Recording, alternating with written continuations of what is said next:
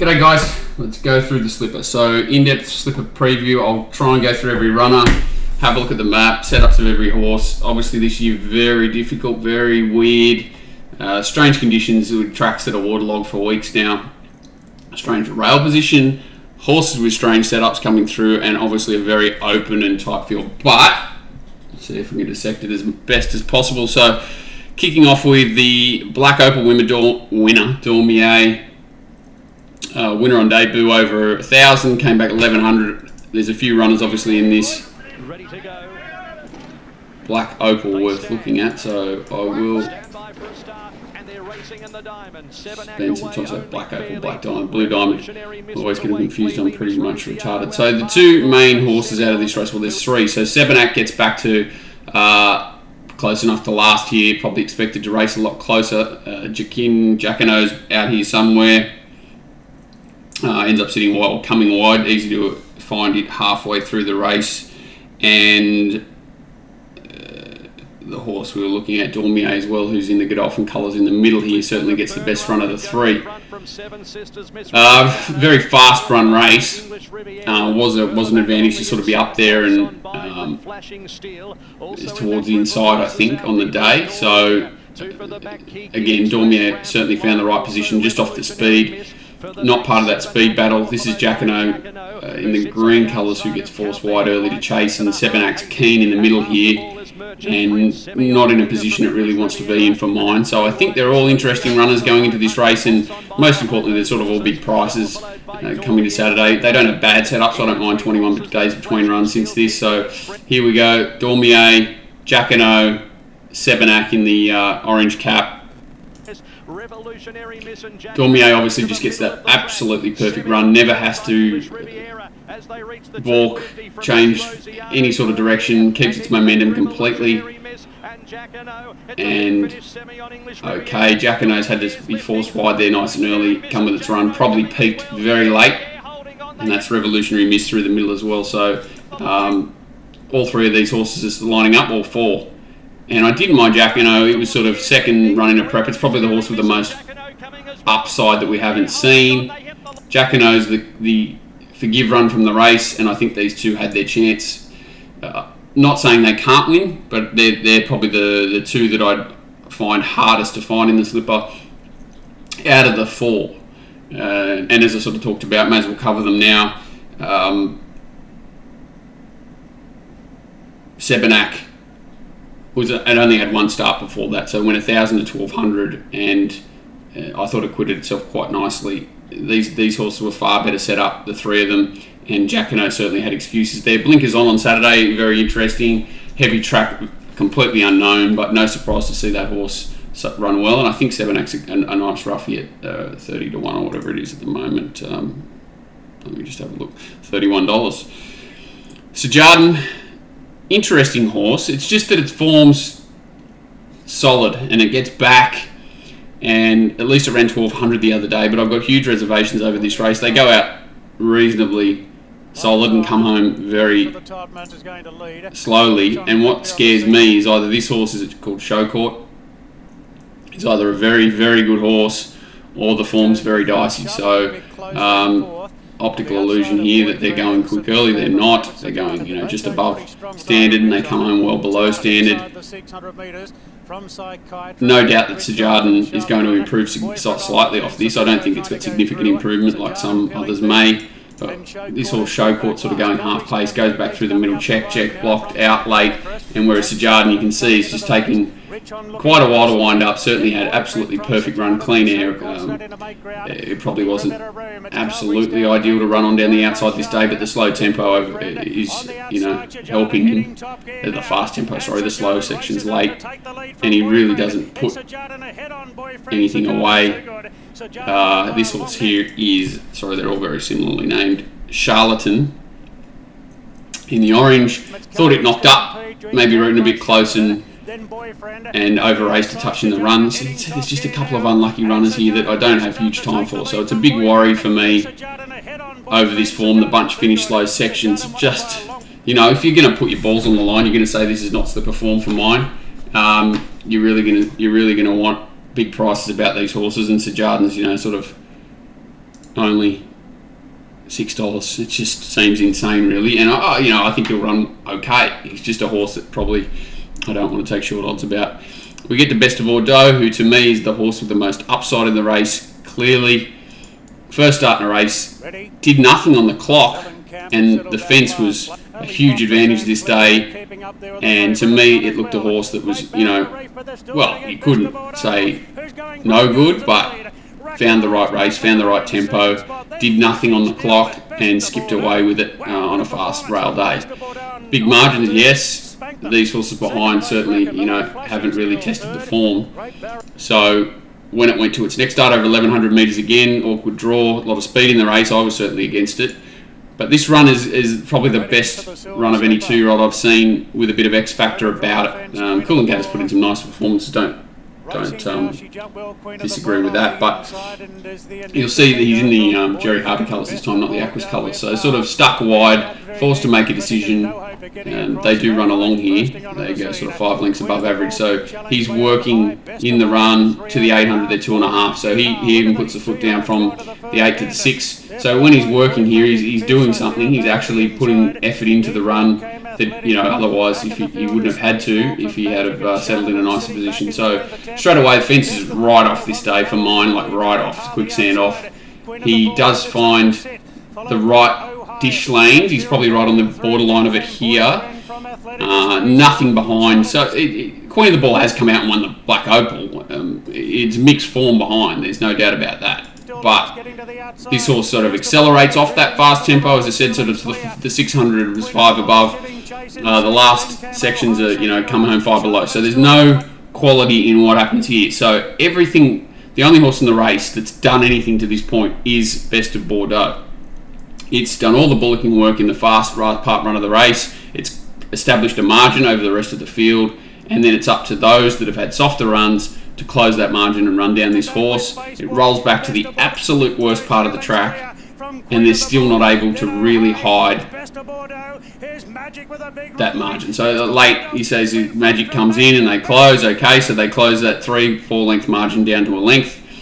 Magic has come out and run average since. This horse Charlatan's come out and ran okay. Got knocked up again the other day. Boyfriend was in that race with Sajardin, just beaten.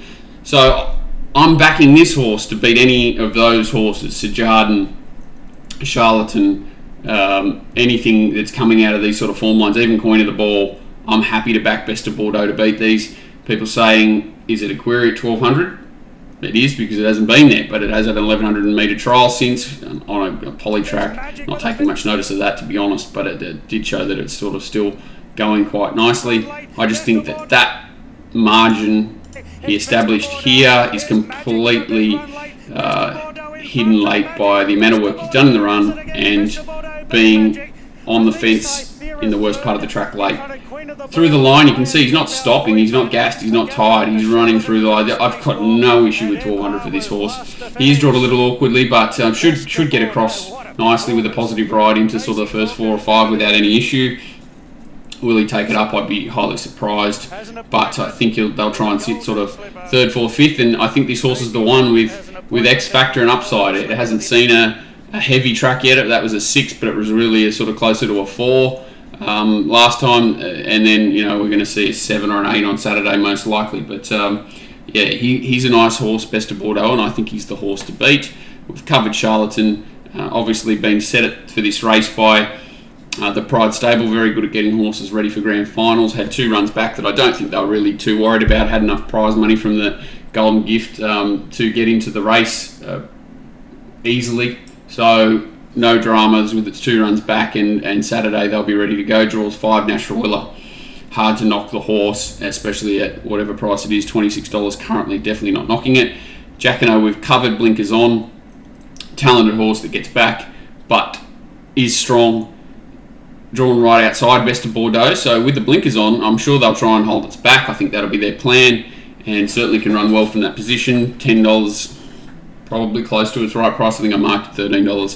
7-Ack I've marked much shorter, sort of $14, and it's $31 coming out of that same race. We've covered it. 1,000 metre horse, Rise of the Masses, just doesn't have the class, I don't think, to hold off these sort of horses over this trip. will set a tempo from the outside draw. He's just a tough individual. So again, they've run like 5 lengths, 4.13 lengths below standard.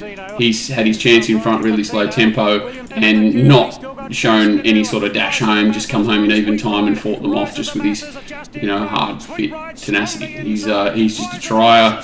And again, these horses behind, not taking anything behind him too seriously at this point. So a bridge too far for me for Rise of the Masses, but you must run.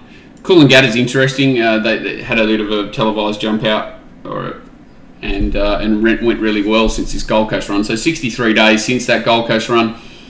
It's probably best effort ever was its first start in a race. Has regressed a little bit, but not off easy setups. 85 days between runs for 1200 first up, then 20 days to the Magic Millions, and a winner there. Hard and tough performance, set up on fast tempos both times, and strong to the line both times. Gaps behind, can't knock the horse, but physically it's a horse that's probably been up with a little break since sort of September last year by the looks of it. Had a run in October, had a run in trial in December, so a small break here. That's its only break it's had. Then it's gone January, 63 days here. Doubt, it might have had 7 days in the paddock or something like that, but no significant break. Really slightly built horse that sort of has presented looking like it needs time to develop, but it's very hard to knock back these Gold Super opportunities at this point. So, has to line up. Plenty against it from a history point of view. Hasn't seen a significantly soft track or testing surface. It was a softish track at Doomben, 5.5.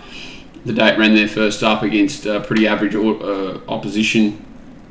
What do you do with it here? I have to risk it at the price. $4.80 seems extremely aggressive.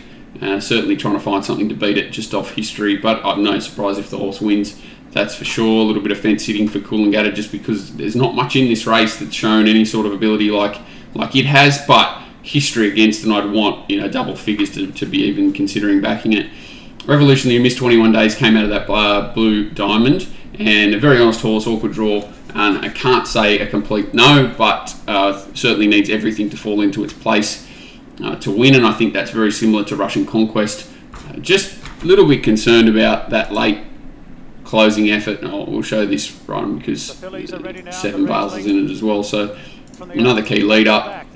7 Vales and the White Cap gets pushed out. Interesting to show that is a Metro, the Dashing Legend this is called. So it gets half a dig out of the race. Russian Conquest completely let flop out of the gates. They do run along quite quick, so 3.5 above, come home 2.7 below.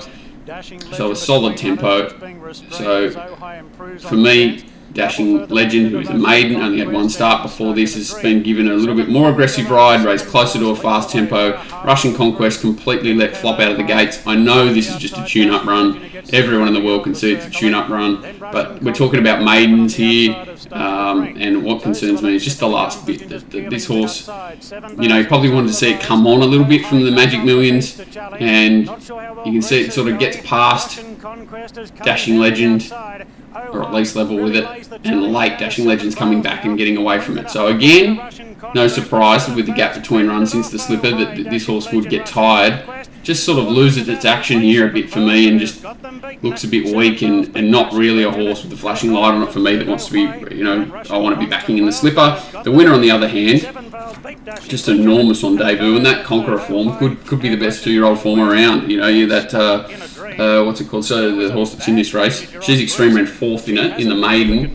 Dashing Legend ran 3rd. Silk Vale ran 2nd. And Conqueror hasn't been seen since and went like a rocket. So there's every chance that this is the best 2-year-old form we've seen, and it comes out of a maiden at the Kensington track. So quite incredible. But trying to line them up, definitely can't put a line through the winner there, 7 Vales, who we'll get to down the bottom. I think it's the best value in the race at $31 or whatever it is currently. I think it should be closer to sort of $10, $11, $12, but it does need luck in the run from an awkward draw, very awkward draw. Queen of the Ball, fast horse that won the Black Opal the other day. We'll show it quickly, but the fence was certainly a huge advantage here by this stage of the day, and it did do a bit of the work to lead, but had a first starter behind it and a bit of cover from Roughies. You can see no explosive turn of foot, nothing to say that she's dominant here. She's just in the right part of the track, hard fit, and battles on. We've got a first starter coming down the outside. Metallicity has had a horrible preparation. I think that was Warby down the outside first starter, and I think, is this horse called Nolan, who to me looks like a pretty steady individual. Nolan can't take that form seriously enough to be warranting any sort of strong push for it in the Golden Slipper. Queen of the Ball. So Queen of the Ball's a no for me. Fireburn comes through. It's hard to knock its form. 3 wins in a row. 2 of them over 12, 1 of them over 11.50, 1 of them on a heavy track, and that was off a 56-day break. 21 days here is perfect. That race was horrible that it comes out of, but it was She's Extreme behind it. So, okay, She's Extreme looks to have gone to another level since then and is a more lightly raced individual with different form lines and was a bit unlucky here. So, okay, we're saying She's Extreme can improve, but can Fireburn improve? It was given a cold ride here, and I would say that it probably had enough money to get into the Golden Slipper before this, so this was just a tune-up run, and this horse certainly does nothing wrong, sustains that long run on a wet track, off a break, not stopping on the line. She's Extreme closing, but they're putting gaps on the rest of them.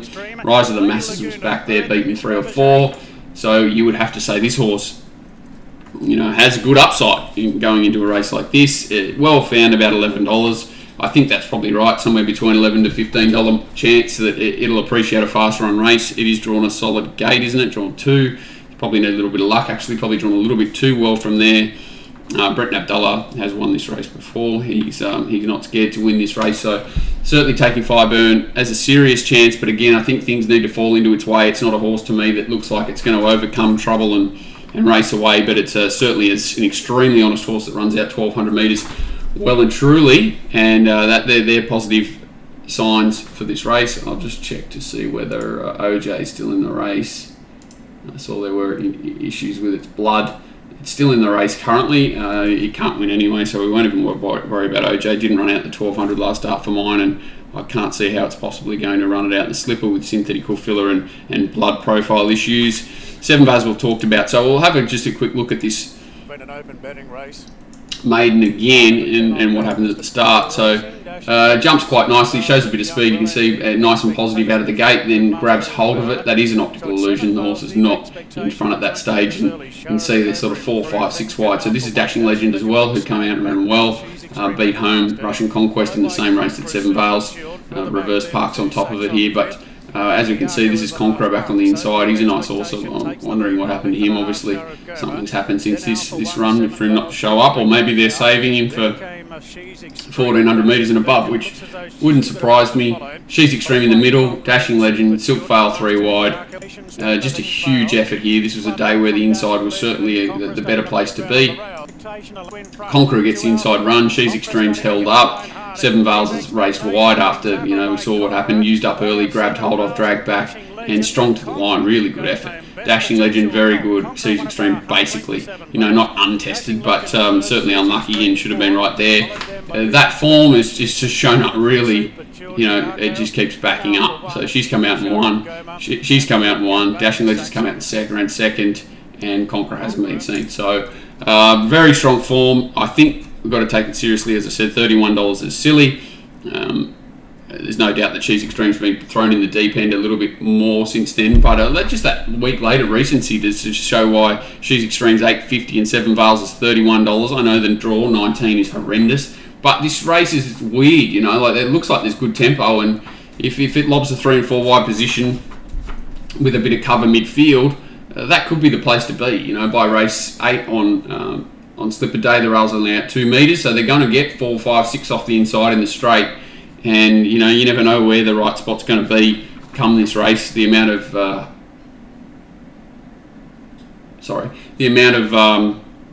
wear and tear this track's got on it, not significant, but on wet tracks, it could easily be out there. Sort of 8, 9, 10 might be the spot to be, and this horse could certainly get there at $31. I'm not knocking it. Lady Laguna is just an honest horse that, to me, is not up to this grade at this stage. It was 21 days between runs last start on the wet track, but very hard to find it. Just that Cythera spacewalk form, all its forms a bit steady, and it was beaten significantly by sort of 4 lengths with a perfect run by Fireburn and She's Extreme, and I think they've got more upside than Lady Laguna. So it would surprise me, one of the few that would surprise me. And we get to She's Extreme down the bottom, who just has a sense of timing. Not usually the right slipper preparation. So it's had trial in December, trial in January, trial in February, race February 10 days later, race again 14 days later, back up 7 days later. So she must be a little tiger, this horse. Good doing horse that obviously just keeps improving and thriving on racing, which is quite amazing. So it's only just had its first trial on the 21st of December, and here we see it lining up in a golden slipper. Fourth run in, first prep. Certainly not ideal, but a hard fit little trier that looks like she appreciates the firm ground, looks like she appreciates fast tempos. Came off the fast tempo last start and was dominant. Ran the sixth best last 200 of the day there, adjusted, and certainly has that, as I said, sense of timing, career best, coming off a career best, entitled to just keep improving. I love the setup of 11, 12, 12, really good platform. I love the setup of 7 day back up into the slipper, and it didn't have a hard run there. It was just taken back and allowed to get over the top of them. Perfect draw. Brett Preble's a bit interesting, not sure what category to put that in, positive, negative, or indifferent, but she just profiles to run really well as long as she's coped with all that racing. But again, you're getting not too great a value there, 850. She was, if she's 20 to 1, I'd be keen to have something on her. As I said, very difficult race. If it was a firm track, I'd be very keen to just bet right up on Best of Bordeaux. We've been following it through, sort of $13 the last few weeks, been chipping away with multis and things like that. Most of the people in the chat room and stuff. So that's the horse that I probably want to see salute the most going down the page. Dormier I'd have to risk. Sajardin I'd have to risk at the price. Best of Bordeaux, yes, is a bet at around the $10 mark. Charlatan, I'd have to risk. Jacquinot, I'm scared of. I'd have to save on it, to be honest, with the blinkers on. Not sure what it's going to do, and I don't want to lose on the race if it wins. Sebenak certainly backing at $31. Rise of the Masses, no. Coolangatta, no. Revolutionary Miss, no. Russian Conquest, no. Queen of the Ball, no. Fireburn, I'm scared of, but it's short enough. OJ, no. Seven Vales, yes. And I'll be saving only on She's Extreme. So, wide open race, and it sounds ridiculous, but I'm making Best of Bordeaux a winner at slightly better odds, not huge odds, but slightly better odds than what is available. Maybe you'll get them again. So, making Best of Bordeaux a winner, Sebenak a winner at 30 to 1. Seven Vales a winner at 30 to 1, and I'm making sure I don't lose on the race only on Jacquinot and She's Extreme. It sounds crazy to be backing 5 runners in the race, but it is a wide open race, and I think there's room to move there, especially considering 2 of the horses we're making win or I'm making winners are 30 to 1 in the race, and that is Seven Vales and Sebenak, and I'm making Best of Bordeaux a winner.